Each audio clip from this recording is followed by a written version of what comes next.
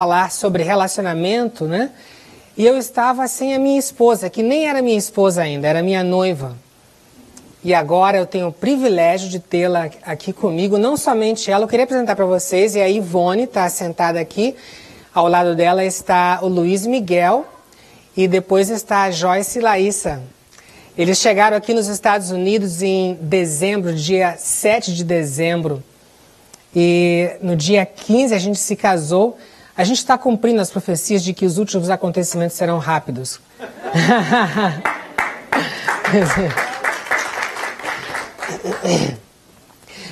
Eu também queria mostrar para vocês que eu tenho um livro, se chama Master Yourself. Está em inglês, nunca traduzi. Na verdade eu traduzi, né? Porque quando eu estava escrevendo eu estava pensando em português. Mas e tem também um CD meu tocando piano. E também eu tenho 2 DVDs diferentes falando sobre comunicação.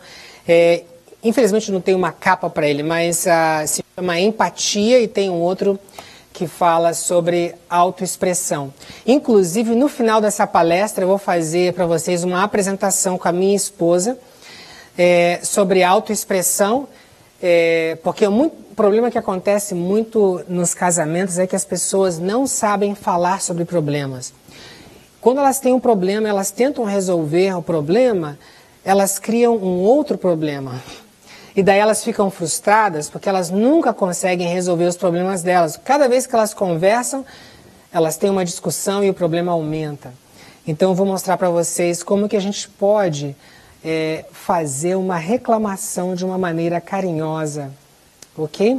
E então vai ser logo depois dessa palestra. E essa palestra que eu vou fazer é sobre a nossa maior necessidade.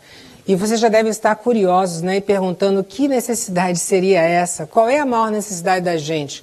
Bem, vamos ver qual é a nossa maior necessidade. Ok.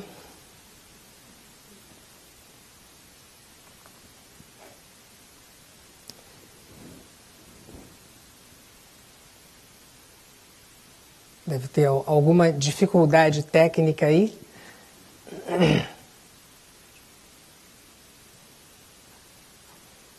Eu acho que eu vou aqui abrir meu computador, porque se por acaso não funcionar, eu vou... Ou então eu posso começar com a conversação, não sei. Precisa de algo... Ah, não, ok, já está lá. Ok, então já dá para ver, né, que a nossa maior necessidade é de se sentir conectado. É a maior necessidade do ser humano. Na realidade, nós somos criados para nos conectar. Se vocês pensarem bem, nós somos criados à imagem de Deus. E Deus são quantas pessoas mesmo? São 3 pessoas. E essas 3 pessoas são um, né? Deus Pai, Deus Filho, Deus Espírito Santo. E nós, como seres humanos, nós temos essa necessidade de estarmos conectados com alguém. Desde que nós nascemos, nós temos essa necessidade. Por exemplo, eu vejo pelo Miguel, que não está aqui agora, mas ele quer sempre estar perto da gente. Está sempre procurando por a gente. De manhã, né, logo bate na porta lá, a necessidade dele de estar conectado. É por isso também que a gente busca alguém com quem se conectar. Ok, pode seguir.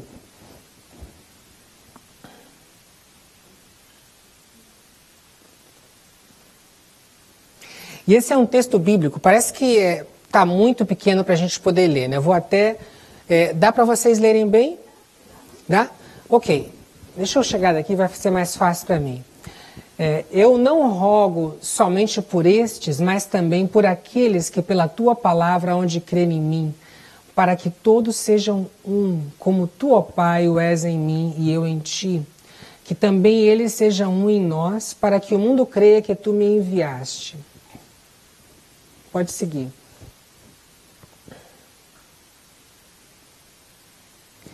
E eu dei-lhes a glória que a mim me deste, para que sejam um como nós somos um. Eu neles e tu em mim, para que eles sejam perfeitos em unidade, e que para que o mundo conheça que tu me enviaste a mim, e que os tens amado a eles como me tens amado a mim. Bem, então aqui está dizendo, essa é a oração do Pai, né? A oração do Pai é que nós sejamos um, como Ele e o Pai são um.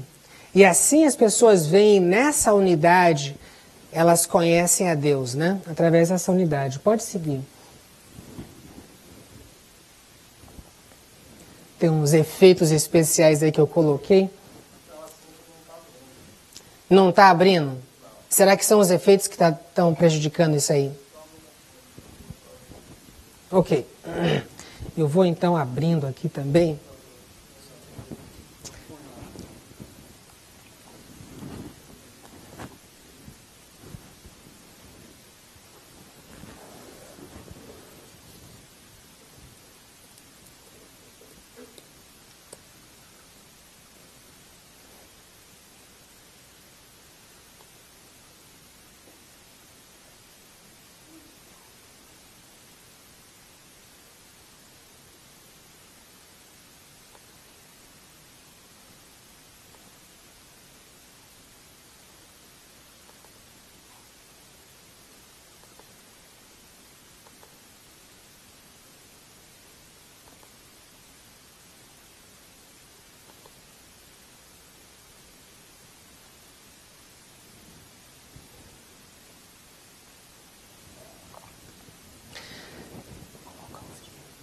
Eu posso colocar aqui mesmo. Aqui tá bom.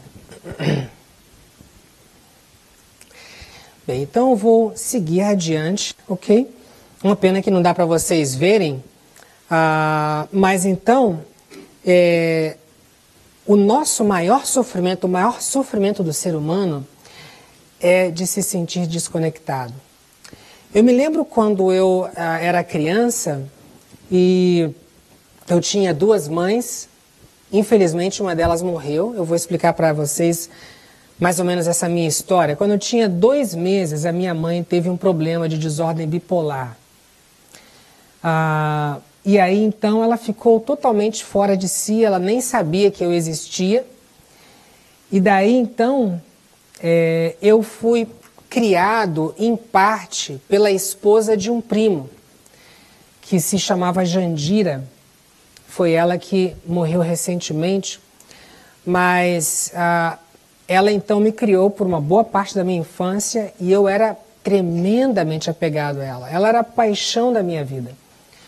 E mais interessante que lá no Brasil, especialmente, aquele preconceito religioso, e meu pai sendo protestante e a minha mãe Jandira era católica. E meu pai não queria que eu fosse criado por ela, por causa dela ser católica. E então ele me tirou da casa dela. E eu me lembro desse dia que ele me tirou da casa dela. Foi assim, o dia mais horrível na minha vida. E eu me lembro assim que eu estava num quarto na minha casa e eu estava pensando, seria tão bom se isso fosse um sonho. Que isso não fosse realidade, que isso não estivesse passando. Eu tinha 9 anos de idade. Foi um sofrimento terrível. E eu estava agora, na semana passada, eu estava conversando com uma senhora que a filha dela tem um problema. Com 5 anos de idade, ela é uma mãe solteira, ela tem que criar a filha, ela não tem ajuda de ninguém e ela tem que trabalhar e ainda criar a filha dela. Então ela precisa de deixar a filha dela com a nani, mas a filha dela não quer e ela chora, ela fica desesperada. E ela tenta explicar para a filha dela que ela não pode ficar com ela. A filha dela realmente entende, consegue entrar aqui no cérebro dela, mas o coração dela não aceita. Porque dói, porque ela precisa da mãe, ela precisa de estar conectada com a mãe. Mas isso não é só com crianças, com adultos também. Eu já atendi pessoas que não conseguiam nem trabalhar, porque de repente elas descobriram que o esposo ou a esposa estava traindo. E esse sentimento de perda era tão doloroso, causava um sofrimento tão grande que essa pessoa não podia mais trabalhar, não podia mais dormir. E é interessante que isso acontece com todas as pessoas. Estou muito acostumado de ver isso no meu escritório. E na realidade é isso que traz problema nos casamentos. Porque quando você tem essa impressão que você está perdendo alguém, quando você pensa que essa pessoa não ama você, isso pode ser simplesmente porque, de repente, durante o dia, você tenta ligar para o seu esposo ou para a sua esposa e não responde imediatamente, e você já começa a se preocupar. E agora você manda mensagens de texto, e a pessoa não responde, e você começa a imaginar uma série de coisas, né? E depois você fica com raiva e você protesta. E é uma coisa muito normal no ser humano, a gente protesta quando a gente sente que está perdendo. O único problema é que quando a gente protesta, a gente não sabe bem protestar. E a gente ofende a outra pessoa. E agora o que acontece? A outra pessoa fica com raiva. E ao invés dela confortar a gente, dizer, não, eu estou aqui, eu amo você, não fica preocupado, você não vai me perder, eu sou o seu. Não, a pessoa protesta, mas que negócio é esse? Você tem que me ligar tantas vezes, mandar tantos textos. O que você está pensando que eu sou? Para de controlar, afinal de contas eu quero ser livre. Né? E aí então, os problemas eles vão continuando, aumentando. Uma passagem que está aqui, em Mateus 27, verso 46, que diz... E perto da hora nona exclamou Jesus em alta voz, dizendo, Eli, Eli, lama sabactani, isto é, Deus meu, por que me desamparaste? Então vocês vejam que esse foi o problema de Jesus também. As pessoas às vezes pensam que o problema de Jesus é que ele estava realmente preocupado com a morte dele. Mas não era. É porque quando os nossos pecados foram colocados sobre Jesus, ele sentiu a separação do Pai. Não é que o Pai tinha separado dele, ok? Também não quer dizer que quando você faz uma coisa errada, isso quer dizer que Deus abandonou você. É a sua impressão, é o seu sentimento de culpa que faz com que você imagine que Deus agora está distante, que Ele abandonou você. Mas então os nossos pecados sobre Jesus causaram esse desespero, essa solidão. Esse foi o maior sofrimento dele. Quando você tem uma pessoa que você ama, que você está conectado com ela, e você perde essa pessoa pela morte, pelo divórcio, por alguma outra coisa, isso dói. Há algumas horas já dói, mas imagina quando essa perda é para sempre, né? E o pior para Jesus é que ele tinha pedido aos discípulos que estivessem com ele, mas eles não estavam preparados para isso, eles estavam dormindo e ele teve que passar por aqueles momentos sozinho.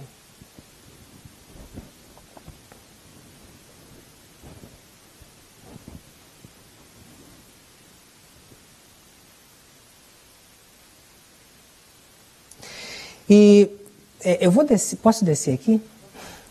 Aqui eu fico mais perto.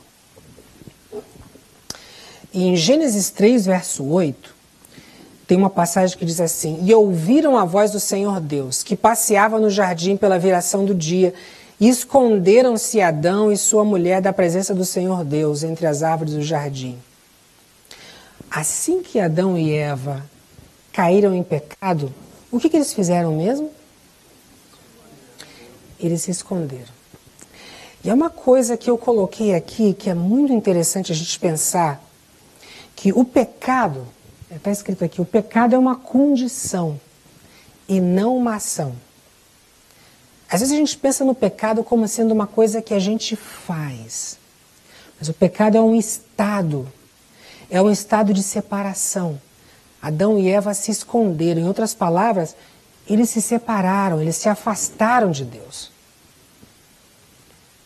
Então a ação é apenas um sintoma.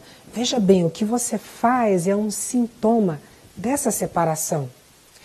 Às vezes eu tento explicar para os pais, por exemplo, quando eu também ajudo muito pais, e eu vejo que alguns pais se concentram muito na disciplina.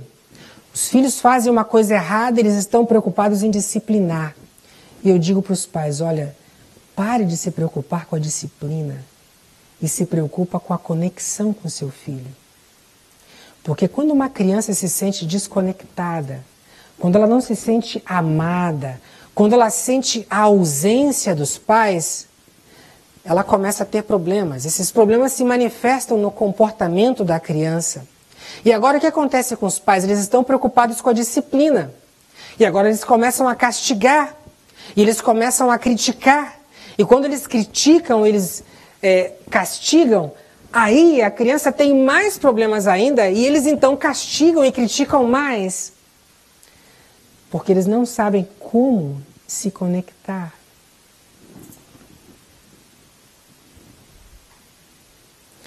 E depois em Gênesis 3, verso 10, tem uma outra passagem que diz: e ele disse, ouvi a tua voz soar no jardim e temi, ou tive medo, porque estava nu e escondi-me.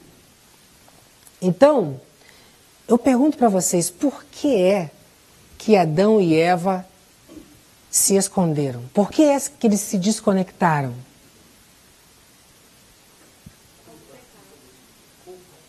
Sentimento de culpa. Muito bem. Porque algumas pessoas pensam, né, quando elas leem, que é porque eles estavam nus. Mas na realidade, se vocês veem aquela palavra, que eles tiveram medo. Quer dizer que eles tiveram medo porque eles estavam nus. Então, em outras palavras, quando eles olharam, né, quando eles pecaram e de repente, diz na Bíblia que abriram-se os olhos deles e eles perceberam uma coisa que eles nunca tinham percebido, que eles estavam nus. E isso provocou um sentimento de vergonha. Em outras palavras, quando eles olharam para eles mesmos, eles tiveram essa vergonha deles mesmos. Interessante que eles não tinham essa vergonha, não existia essa vergonha antes. Mas o que era essa vergonha? É uma incapacidade de se aceitar do jeito que você é. Existe alguma coisa de errado? Esse corpo que eu tenho, que Deus me deu, esse corpo é feio, é ridículo. Não, eu tenho que esconder isso. E vejam que isso é um sintoma, né, que acontece com a gente. Pode passar no outro slide. Que quando eu não me aceito, ou seja, quando eu olho para mim mesmo, eu vejo a minha nudez, eu acho que existe alguma coisa vergonhosa e feia em mim, eu acho que você também não me aceita. É muito difícil que eu me aceite, ou seja, é muito difícil que eu acredite que você me aceita, que você me ame, se eu mesmo não me aceito e eu não me amo. E daí eu encontro razões para justificar o meu medo. Quer dizer, no caso de Adão e Eva, é porque eles estavam nus. Eles pensaram, bem, eu estou nu, Deus não me vai aceitar, eu tenho que cobrir isso para que Deus não me veja. Mas pode ser que cada um de vocês aqui tenha uma razão ou tenha mais razões. Por exemplo, eu tenho uma razão. Eu cheguei aqui hoje na igreja, já faz um tempo que eu não lavo o carro e a coisa parece assim realmente bem feia. Então eu pensei, bem, eu vou colocar o meu carro lá no fim. E eu coloquei com a parte suja, que é a parte de trás do carro, eu coloquei para lá. Quer dizer, já é a preocupação, eu não me aceito, o pessoal vai me olhar esse carro, eles também não vão me aceitar, né? Mas pode ser que você não se aceite por várias razões. Quem sabe você não gosta do seu cabelo, ou você também não tem uma casa, ou quem sabe você não tem muito estudo e você tem vergonha de você mesmo e você não se aceita porque você não tem muito estudo. Existem várias razões, mas veja bem, quando você não se aceita por uma razão ou por outra, isso aí é só um sintoma, ok? Eu estava até comentando com a minha esposa, né?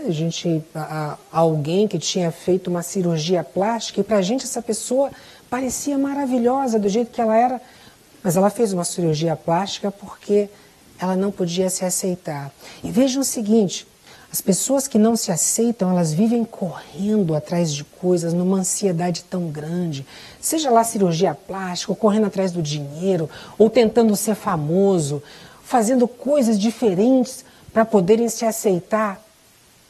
Eu estava falando com uma paciente, né, ela disse que ela tá com uma paquera agora, né? Um rapaz assim que parece que gosta dela. E ela então disse que o rapaz, assim, acho que o primeiro dia que ele encontrou com ela, ele perguntou para ela: você gosta do meu carro? Quer dizer, parece que tem que ter alguma coisa, né? Para que a pessoa goste da outra, né? E eu coloquei uma coisa interessante também, que a vergonha é uma falta de compaixão. Quando você tem essa vergonha, esse sentimento de indignidade, é uma falta de compaixão e de carinho que você não tem para com você mesmo.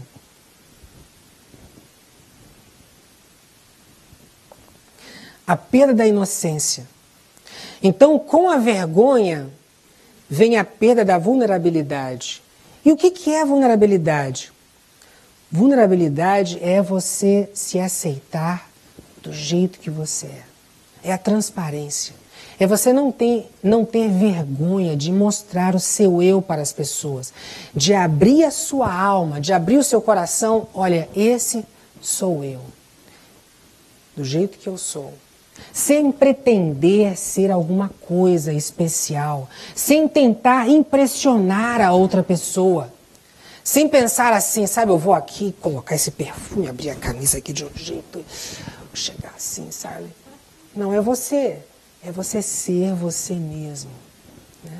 Eu vejo que tem pessoas que se preocupam que tem que ter um charme, que tem que ter alguma coisa interessante.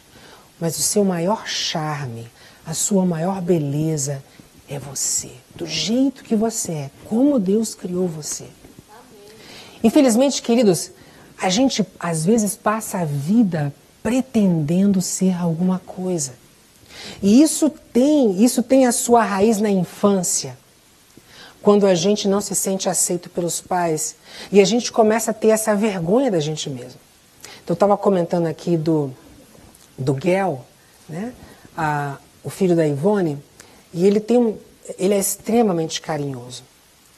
Então ele vem assim para mim, me abraça, diz que me ama, né? Faz carinho. E cada vez que ele vem, eu retribuo. Eu falo assim, nossa, que fofo que você é, que querido que você é. Nossa, criança maravilhosa, eu amo você. Então o que acontece? Ele se sente à vontade de ser ele mesmo, de expressar os seus sentimentos.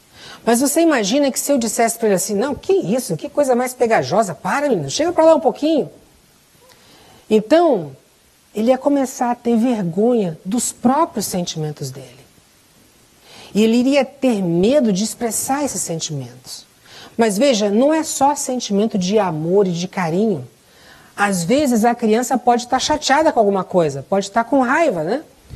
E aí o pai ou a mãe pode falar assim, você está com raiva, é? Ok, então eu vou bater você agora para ver se você fica com um pouco mais de raiva ainda. Né? Então, quer dizer, existem muitas formas que às vezes os pais rejeitam os sentimentos das crianças e as crianças passam a ter vergonha de mostrar esses sentimentos. Então o menino chora, não, para de chorar, isso é coisa de mulher. Não, estou com medo. Olha só, menininha com medo. Né? Então quer dizer, essas coisas levam as crianças a não aceitarem mais. É como a mãe que eu falei para vocês, que a menina está com medo, né, de que ela saia de casa, ela vai trabalhar e deixa ela sozinha com a nene. E a mãe tenta explicar para ela, mas querida, você tem que compreender, é o meu trabalho. Seria um outro caminho se a mãe falasse assim, nossa, meu amor, é difícil para você, né? Eu sei que é difícil para você estar longe da mamãe, você quer tanto estar junto da mamãe, e a mamãe tem que sair para trabalhar, e imagina que você deve se sentir muito sozinha, né, meu amor? Se a mamãe fala desse jeito, ela está aceitando o sentimento da criança, e ela está mostrando para a criança que não existe nada de errado com essa ansiedade que ela tem, essa falta que ela sente da mãe.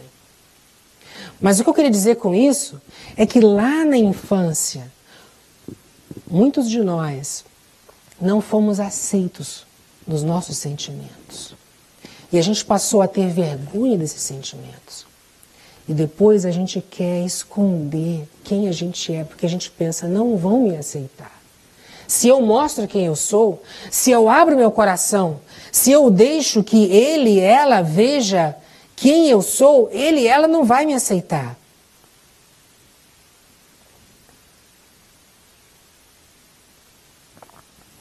Gênesis 3, verso 7 fala assim: então foram abertos os olhos de ambos e conheceram que estavam nus, e coseram folhas de figueira e fizeram para si aventais. Então agora eles tentaram cobrir. E essas folhas de figueira, elas podem ser, por exemplo, perfeccionismo.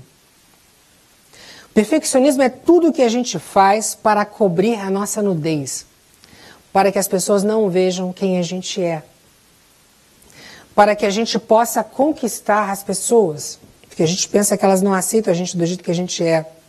E quais são alguns sintomas do perfeccionismo? Bem,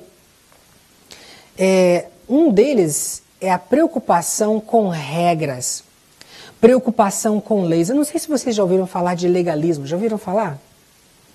Legalismo são aquelas pessoas religiosas extremamente preocupadas com a lei, com o que tem de fazer, se está certo, se está errado, né? E então, é muito interessante. Eu estava numa igreja uma vez fazendo uma palestra e eu estava mostrando como que a infância pode impactar a religiosidade das pessoas. E então eles falaram assim: pastor, que interessante, porque a gente tem aqui duas pessoas na igreja extremamente fanáticas e essas pessoas, elas eram órfãos na sua infância.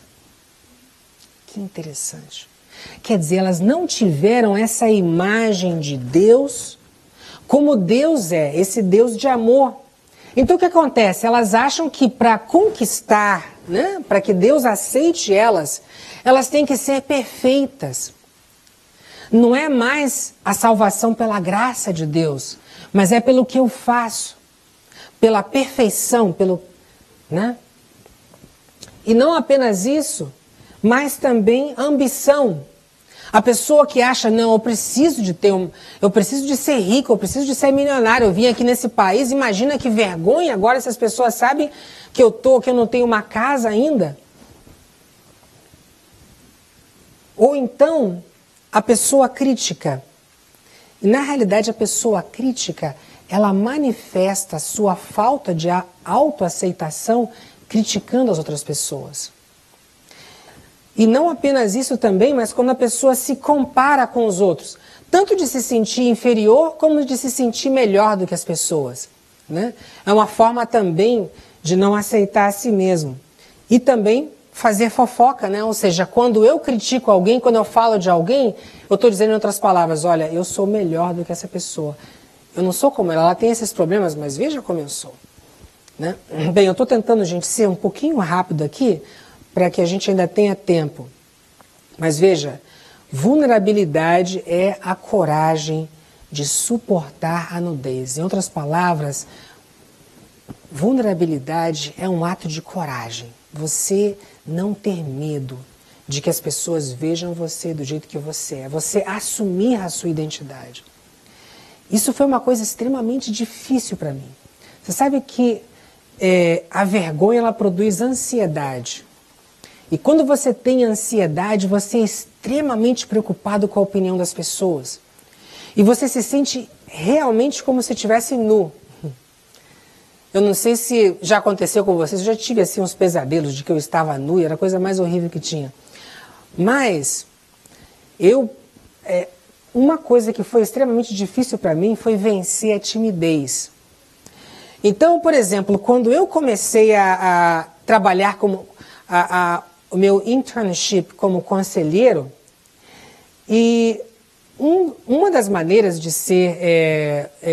eu aprender era que eu iria cuidar de um paciente, eu iria ajudar um paciente e um supervisor ou uma ou mais pessoas estariam me vendo de uma outra sala, porque tinha um vidro que separava, a gente não podia vê-los, mas eles estariam vendo. E eles poderiam se comunicar comigo por um headphone. E eles iriam me dar instruções. Eu tive essa oportunidade, mas eu não quis saber. Eu falei, não, vão estar me vendo. É a mesma coisa para mim que estar nu, né? Vão ver os meus erros. E quando eu estava na nossa reunião de supervisão com outros conselheiros, e eu ficava extremamente preocupado. Quando eu ia falar dos meus clientes, eles começavam a fazer perguntas para mim, eu falava, é agora que eles vão descobrir que eu sou incompetente. Assim que levou tempo. E aliás, eu ainda tenho essa luta, né? De poder me aceitar, de me sentir à vontade. E meus queridos, então, isso é que é vulnerabilidade. É você ter coragem. Você ser você mesmo é um ato de coragem. Não pense, tá? Que você é uma fraqueza você mostrar quem você é. Não pense que é uma fraqueza você dizer para o seu esposo, esposa, namorado, namorada, olha, eu tenho medo de perder você. Quando eu ligo para você e você não me atende, quando eu mando um texto para você, eu começo a desesperar, porque a pior coisa que pode acontecer na minha vida é perder você. Essa é a última coisa que pode passar. E é por isso que eu fico assim desesperada, só porque você é muito especial para mim. Tem uma passagem na Bíblia que diz que é quando você é fraco que você é forte. A sua força está na sua fraqueza. Quando você abre o seu coração e você mostra os seus medos, sabe? As suas debilidades e não tem vergonha dessas coisas, é aí que você está sendo corajoso.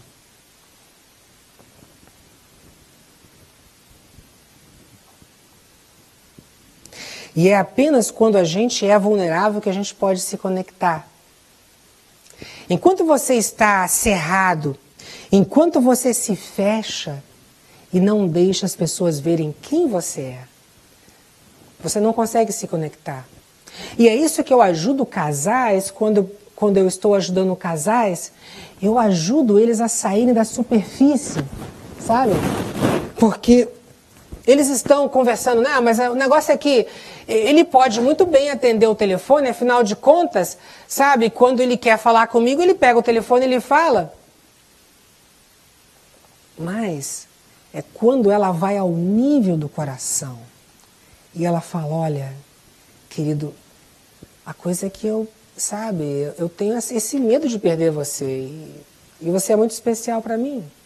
É quando chega nesse nível do coração é que se conecta. Então é muito interessante que quando casais estão brigando, estão tendo esses argumentos, é porque eles não estão se conectando, eles estão no nível da lógica, eles estão muito cerebrais, quem está certo, quem está errado. Mas, meus queridos, quando você chega no nível do sentimento, no nível do coração, não tem quem está certo e quem está errado, não tem competição. Sentimento é o que é. Não está errado nem certo. Se você tem medo de perder outra pessoa, se você ama ela profundamente, se ela é muito especial para você, não existe nada de errado nisso.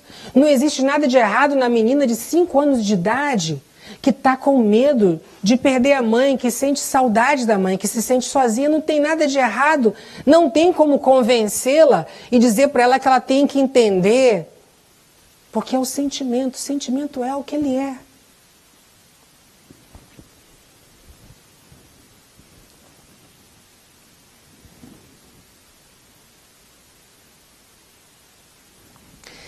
Gênesis 3, verso 21, esse vai ser o nosso último texto. E fez o Senhor Deus a Adão e a sua mulher túnicas de peles e os vestiu. O final dessa história é muito bonito, porque basicamente Adão estava com vergonha, pensava que Deus não o amava mais, Adão e Eva estavam com vergonha. O que eles fizeram? Eles se esconderam, né? E o que mais?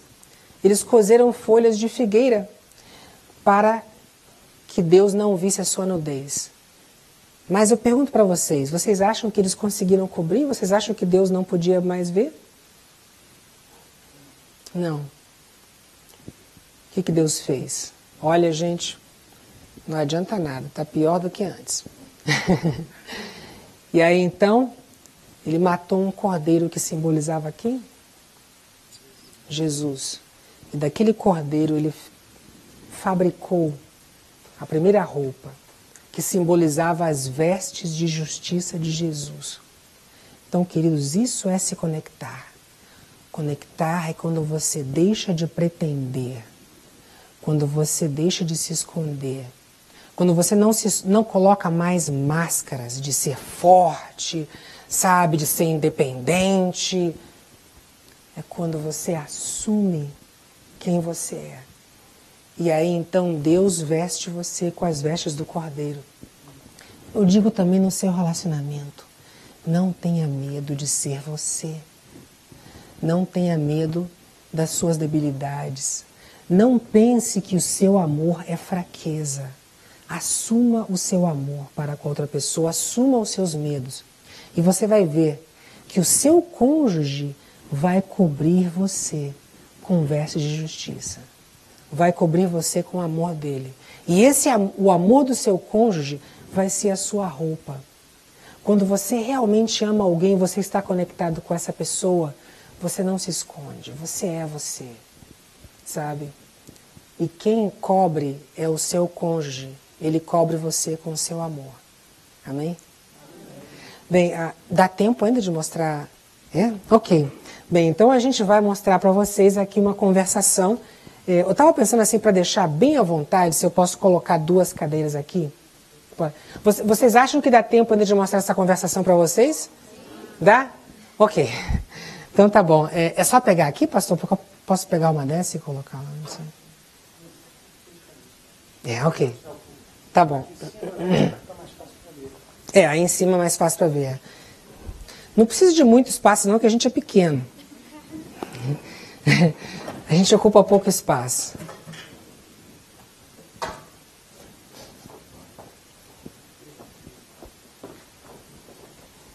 Muito obrigado. A gente vai ficar assim bem pertinho para a gente se conectar, né? Tem um microfone que ela pode usar?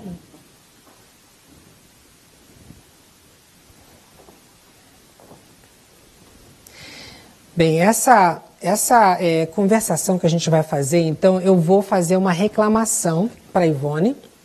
Não é uma coisa real, ok? Não é uma coisa que aconteceu de verdade, porque o que eu vou reclamar com ela é que ela demorou muito a se arrumar hoje, a gente se atrasou por causa dela. Mas na realidade a gente estava arrumado 1 hora antes de sair. E a gente estava lá na sala, os 4 conversando, né?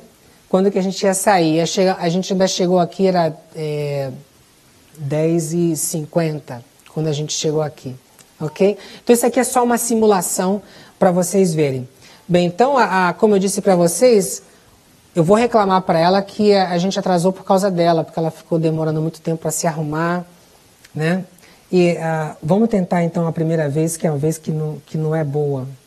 A gente vai tentar uma primeira vez assim que não é muito educado, ok? Depois a gente vai fazer uma segunda vez da forma que deveria ser, ok? Sabe que eu estou super chateado com você porque, sabe, você tem essa coisa de sempre demora a se arrumar, levanta tarde, e aí fica lá na frente do espelho, coloca um vestido e outro, e aí a gente acaba chegando tarde por sua razão. Nossa, amor, você disse que é difícil, né? Mas, gente, eu estou um pouco nervosa. É que eu nunca falei em público. Hoje é o primeiro dia que a gente está aqui se apresentando. Aqui eu estou mostrando a minha vulnerabilidade hoje, viu, gente? Estou sendo vulnerável. Então, você disse que é difícil para você, porque você tem horário, né, para chegar na igreja e, por outro lado, eu fico demorando demais na frente do espelho, né? E isso acaba complicando para você um pouco, né, meu bem? Veja que coisa mais fofa, né? Porque ela mostrou empatia. A gente tinha treinado que ela ia ser assim um pouquinho rude, mas ela não... É difícil. Ok, mas tá ótimo. Então agora, gente, eu vou mostrar para vocês a maneira melhor, a maneira ideal de como a gente falar. São 7 passos, eu vou explicar rapidamente para não demorar muito, ok? Mas John Gottman, que é uma das maiores autoridades, né, sobre relacionamento, ele fala que o segredo de uma conversação é como a gente começa essa conversação. Então, eu vou usar 3 coisas para começar essa conversação. Eu vou tomar responsabilidade. Quando eu tomo responsabilidade, eu tento dizer que o problema não é só dela. Eu tenho alguma parte nesse problema também. Depois eu mostro que eu compreendo ela, por que ela demora, ok? Eu faço também um elogio para ela, falo uma coisa bonita dela. Depois tem umas palavras mágicas que eu digo assim que não é a intenção dela. Ela não tem uma intenção negativa. Aí eu falo dos meus sentimentos, para eu ser vulnerável também eu falo dos meus sentimentos. O que ela faz que provoca esses sentimentos e eu faço um pedido para ela. Tá bom? Então vamos ver. Sabe, querida, eu sei que eu tenho essa tendência às vezes de correr demais, né? De dirigir muito rápido. E eu sei que é uma coisa que deixa você estressada e você não gosta.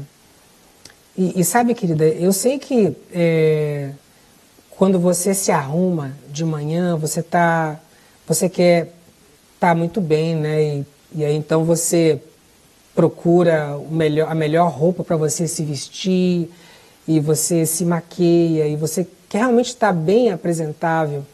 E aliás, eu queria dizer para você uma coisa, que você está linda hoje. E eu adoro, sabe, você tem um tremendo bom gosto, você assim sabe muito bem como se vestir, e eu tenho orgulho assim de estar do seu lado, sabe, eu me sinto muito bem assim de estar com você, e sabe que eu sei que você não quer me deixar estressado, eu sei que não é a sua intenção, mas sabe, meu amor, que quando a gente atrasa, eu fico assim preocupado, porque eu tenho uma preocupação talvez até exagerada, talvez até excessiva com pontualidade. Então, eu fico estressado, fico nervoso, e aí eu começo a correr, né? E aí eu sei que deixa você estressado também. Mas o que eu queria pedir para você, se você poderia, talvez, não sei, acordar um pouco mais cedo, ou talvez escolher o vestido um dia antes, para que a gente possa sair na hora.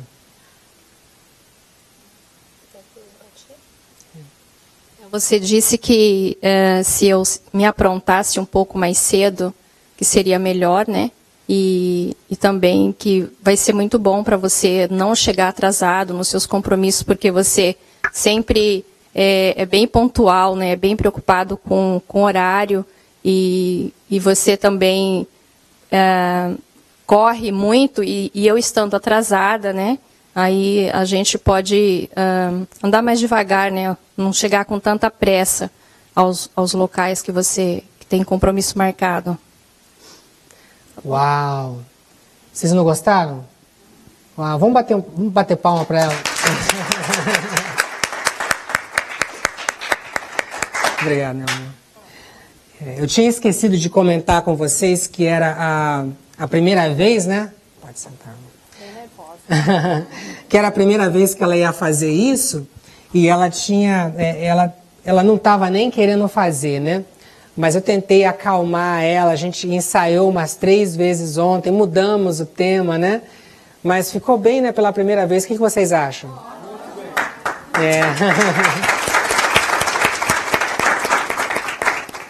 Bem, então era tudo que eu tinha para hoje. Gente, um prazer muito grande de estar com vocês aqui, viu? Muito obrigado, pastor Flávio e Valéria, mais uma vez, viu? Pelo convite. Que Deus abençoe todos vocês e que a gente possa realmente, como falou naquele primeiro texto, que nós possamos ser um, para que as pessoas possam conhecer a Jesus através da nossa unidade. Amém? Deus abençoe vocês, viu? De nada, querido. Gente, antes de encerrarmos o culto, vamos personalizar isso, trazer isso para onde a gente vive. O fato é, eu ouvi um pregador há uns 20 anos atrás, ele falou uma coisa interessante que eu nunca esqueci. Ele falou que na igreja, de todos os lugares, isso não era para acontecer na igreja, mas o que acontece muitas vezes na igreja, ele usou um termo e falou, a gente dança a dança do porco-espinho. Que é o seguinte, a gente se aproxima até um espetar o outro. Aí quando a gente se espeta, a gente se distancia. Aí daqui a pouquinho a gente se aproxima de novo, a gente se espeta. E ele falou, na igreja a gente faz muito disso. Ele estava comentando, falando com crentes, desafiando pastores. Eu me lembro que ele falou isso. Tente superar a dança do porco-espinho. Eu acho que uma das coisas que a gente está aprendendo hoje é superar a dança do porco-espinho, não só na igreja, mas nos nossos relacionamentos pessoais. Casamento, amizades, nosso relacionamento no trabalho. A verdade é, queridos, que todos nós ferimos e somos feridos. E a única maneira de superar isso é ser transparente e realmente nos conectarmos. Um dos pastores também que me ministraram aqui há anos atrás, ele falou uma coisa também que eu nunca me esqueci. Ele é uma sumidade, tenho um grande respeito com ele, eu considero ele um pai espiritual. Ele é pastor, acho que ele já jubilou até, no Texas, e ele é um senhor de cabelos brancos, parece assim a cara típica daquele avôzão, sabe? Aquele avôzão que você gosta, você quer abraçar e ser abraçado por ele. Esse tipo de pessoa é uma sumidade, autor de diversos livros, mas um homem humilde e simples. Eu me lembro que ele falou uma coisa, numa das vezes que ele veio aqui à igreja e pregou pra gente, ele falou assim, ele é americano, ele falou assim, be nice with everybody, everybody's having a bad day. E eu me lembro que depois de ele falar isso, a ficha caiu. Ele falou, seja nice, seja bacana com todo mundo, porque todo mundo está tendo um mau dia. A verdade é que todo mundo tem problema. Quando a gente está com problema, a gente pensa que só eu tenho problema. E que todo mundo tem que ter paciência comigo, me ouvir, me apoiar, porque eu estou tendo um mau dia, um dia difícil. Mas a verdade é, queridos, que depois que o pecado entrou no mundo, depois que o pecado infiltrou a raça humana, todo mundo está lidando com uma dificuldade ou outra. Ou é uma dificuldade pessoal, ou a dificuldade de alguém que você ama, que você vestiu aquela camisa. Se o teu filho está doente, você não precisa nem estar doente, você sente a doença do seu filho. Seu tio, sua tia, pai, irmão, um amigo, um vizinho. E então é verdade que todo mundo está lidando com alguma coisa ou mais de uma coisa. E o nosso grande desafio então é admitir isso, e mesmo assim, apesar de tudo isso, a gente conseguir se conectar, se amar, superar as dificuldades uns dos outros e caminhar de mãos dadas. Porque a verdade é, queridos, que todos nós precisamos uns do outro. A gente às vezes se faz de durão e eu não preciso de ninguém, mas a verdade é que todos nós precisamos de Deus e uns dos outros. Cláudio, obrigado por ter me lembrado disso. Realmente, em sermos criados na imagem de Deus, a gente foi criado com a necessidade de conexão. Porque Deus é um Deus trino. Deus, a natureza dele é conexão. É amar e ser amado. E se a gente foi criado na imagem dele, não tem como escapar desse quadro. E para dizer a verdade, isso é uma bênção, não é uma maldição, é uma bênção. Então vamos nos pôr de pé e pedir que Deus nos ajude nesse desafio de permanecermos conectados. E que Deus nos ajude como igreja a sermos uma igreja em que somos conectados uns com os outros. A gente não vem bater cartão, nem tentar ganhar o favor de Deus, mas a gente vem aqui porque reconhecemos a nossa necessidade de estarmos conectados com Deus e um com o outro. Oremos. Amado Deus e Pai, muito obrigado pelo dia de hoje, quando o calendário nos ajuda a lembrar dessa lição de vida, a importância do amor, a importância de amar e ser amado. Mas a verdade é, Pai, que nós temos uma dificuldade tremenda, não só de aceitarmos o amor, como de demonstrarmos o amor. Eu falo por mim. É difícil para mim aceitar o amor. E às vezes é difícil para mim também mostrar amor. Mas muito obrigado, Senhor, pelo desafio de hoje. Muito obrigado, Senhor, por usares o Cláudio para me lembrar da importância de estar conectado. Muito obrigado por essa palavra, por essa palestra, pelo louvor, pela comunhão, pela apresentação, pelo lindo hino que a Ellen cantou, que nos faz lembrar que de fato somos família, que temos conexões. Espírito Santo, ajuda-nos a prestigiar essas conexões, preservar essas conexões, proteger essas conexões e investir nelas. Que no decorrer dessa semana possamos tirar tempo para amar e ser amado. Ajuda-nos, Espírito Santo, a sermos vulneráveis, transparentes, contigo em primeiro lugar e uns com os outros também. Ajuda-nos, ó Deus, a sermos sinceros e transparentes. E que essa igreja, que esse lugar, possa ser um lugar seguro de amar e ser amado. Um lugar seguro onde podemos ser transparentes Um lugar seguro onde podemos tirar as máscaras e sermos inocentes, genuínos, transparentes, com todas as nossas fraquezas, falhas e impurezas. Senhor, foi bom, foi gostoso ouvir que por causa do Teu amor, Tu nos vestes com a justiça de Jesus. O Cordeiro morreu para cobrir a nossa nudez. É tão bom saber que nós somos cobertos com a justiça de Jesus. Muito obrigado mesmo. Muito obrigado por nos lembrar dessa grande verdade. Que possamos sair daqui nessa tarde com um sentimento renovado de que somos aceitos pelo Pai, amados pelo Pai, abraçados pelo Pai, e que revestidos desse amor possamos sair daqui novamente determinados a amar o nosso próximo como a nós mesmos, porque esse é o cumprimento da lei e dos profetas. Oramos essa oração em nome de Jesus Cristo, e é no nome dele que nós também te agradecemos. E que todo o povo de Deus diga amém, amém. Gente, bom domingo, Deus abençoe vocês, feliz dia de Valentine's. E nos vemos na terça-feira para oração, quinta-feira para estudo bíblico, e domingo que vem vamos ter um churrasco aqui na igreja, após o culto. Vai ter churrasco e festa, então batismo é no outro domingo, 28. Semana que vem churrasco, vai ser a despedida da irmã Marilda, que é na segunda-feira seguinte.